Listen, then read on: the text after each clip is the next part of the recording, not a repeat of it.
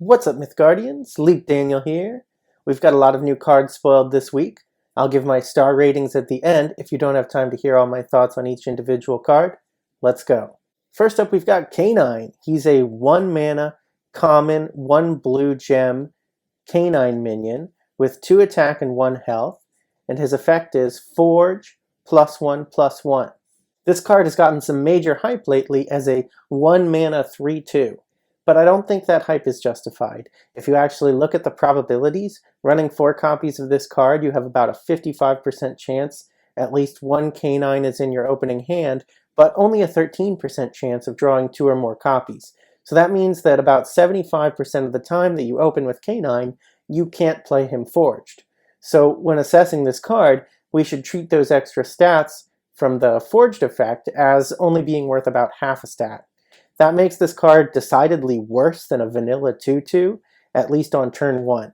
The probabilities go up as you draw more, but then you're no longer playing on curve. So I would say this card is clearly worse than Simusin. Does that make it trash? I don't think so. There's so little competition in the blue 1-drop slot that aggro blue decks may still use this, in spite of its lackluster stats. Also, canines will appreciate having another 1 mana minion with tribal synergy to add to their pack. This card probably will see play, but it will feel very fair and mediocre, not OP like some people are predicting. Next up is Battleball Kicker, a 4 mana uncommon minion with 2 orange gems, 5 attack and 4 health.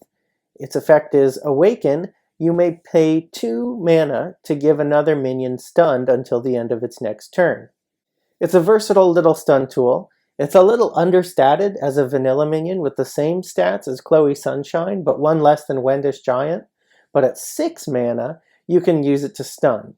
Importantly, this is not like Meso Libre. You can stun a minion anywhere on the board without having to place Kicker directly in front.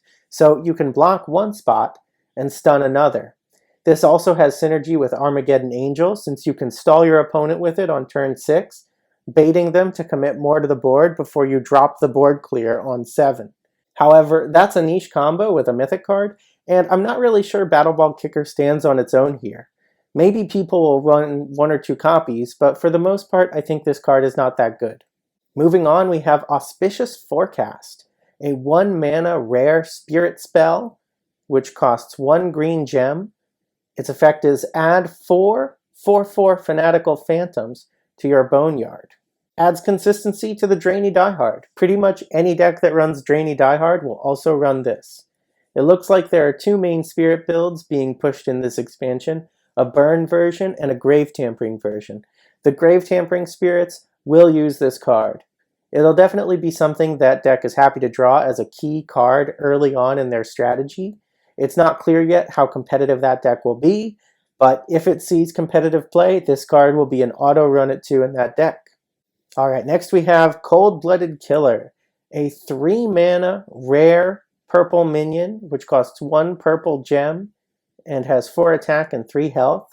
It has stealth, and its forge effect is gets Alpha Strike during your turn, and even if you don't forge it, it has, after killing another minion in combat, add a Death Mark item to your hand. And Death Mark is a 1 mana item with ephemeral, and give a minion demise, its controller loses 4 life. When I first saw this card, I thought it was bad. It's rare, so it's hard to forge, and even if you do, Alpha Strike is worse than immune. And he doesn't have teleport. So if you squint, this card is really just a poor man's Shinobi of Smoke. However, that ignores a lot of other aspects of this card. Shout out to the good denizens of the Mythgard Discord who convinced me otherwise. First of all, this card has vanilla stats, so any effect at all is a bonus, and you're sneaking it all under the cover of stealth. He's the first 3 mana stealth minion with 4 attack, which means people will now react to all 3 mana stealth minions with increased caution. And he's the king of trading. Even if your opponent manages to clear him in combat, he still leaves behind a death mark, basically guaranteeing a burn of 4 damage. And if he isn't cleared, then he can generate multiple death marks. You can even surprise your opponent by burning the second copy after he's revealed to bring his Alpha Strike online. I think any purple deck that uses Colosseum of Strife will want to make room for this card. Alright, and then we have Triennial Patrol, a 5-mana common minion which costs 2 orange gems, has 3 attack and 2 health, and Awaken, create 2/2 Triennial guards in unoccupied adjacent lanes, and Forge, this and created guards get Slayer 2.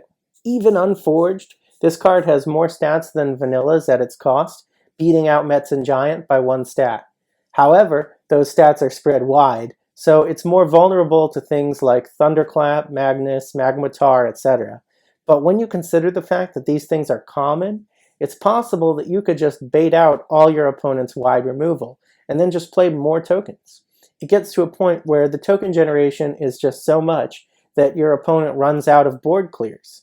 And at that point, you drop a wide buff like Herald of Conquest or Oyama Ring and push for game.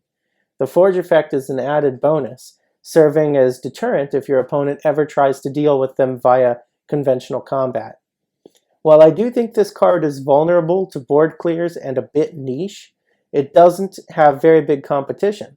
Other 5-mana orange minions really don't see play at the moment, so I think there's definitely room for this card to shine at the competitive level. Alright, lastly we have Canine Handler.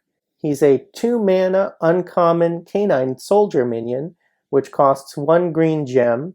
He has 2 attack and 2 health.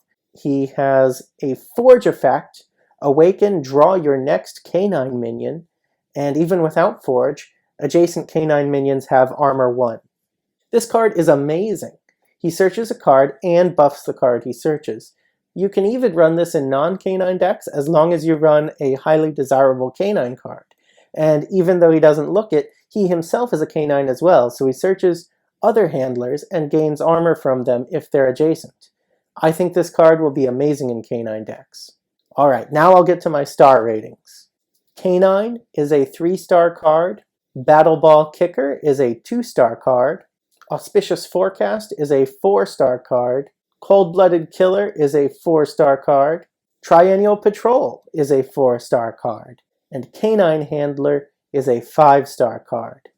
Let me know if you agree with my assessments in the comments, and thanks for watching.